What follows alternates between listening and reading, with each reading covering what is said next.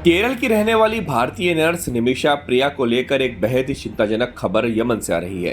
दरअसल निमिषा प्रिया इन दिनों यमन में मौत की सजा का सामना कर रही हैं। 16 जुलाई को निमिषा को दी जाने वाली फांसी टाल दी गई थी। इसके बाद ये खबर आई थी कि निमिषा को माफी मिल गई है और उनकी फांसी रद्द कर दी गई है।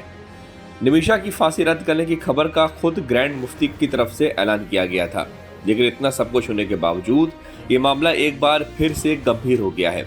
इसकी बड़ी वजह यह है कि मृतक यमनी नागरिक तलाल अब्दो मेहदी के परिवार ने यमन की हूती सरकार से साफ मांग की है कि निमिषा को जल्द से जल्द फांसी दी जाए। ऐसे में एक बार फिर निमिषा पर यमन की जेल में मौत का फंदा झूठता दिखाई दे रहा। हालांकि निमिषा की फांसी रद्द करने के लिए तमाम कोशिशें जारी हैं, क्योंकि यमन के कानून के मुताबिक हत्या के मामलों में दोषी को मृत्यु दंड दिया जा सकता है, लेकिन पीड़ित परिवार के सहमति से माफीनामा देकर सजा को टाला भी जा सकता है। इसी उम्मीद में भारत में निमिषा प्रिया इंटरनेशनल एक्शन काउंसिल नाम का एक संगठन बना, जिसने यमन जाकर तलाल के परिवार से समझौते की कोशिश की योजना बनाई थी।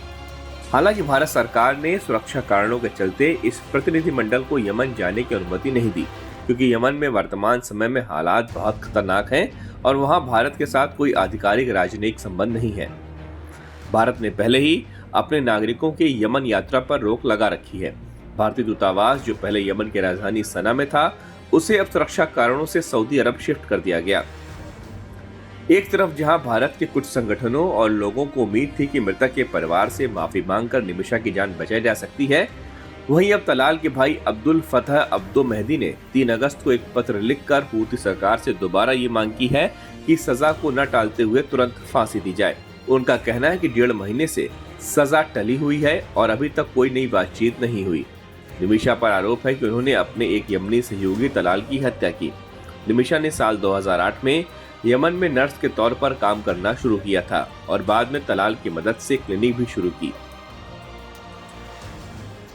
लेकिन वकीलों का कहना है कि कुछ समय बाद तलाल उन्हें प्रताड़ित करने लगा।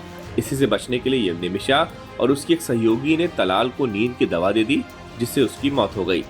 ऐसे में एक बार फिर निमिषा को लेकर अंतर्राष्ट्रीय मंच पर चिंताएं गहरा गई हैं, क्योंकि उसकी जिंदगी बचाने की कोशिशों को मेहदी परिवार के खत से झटका लगा है।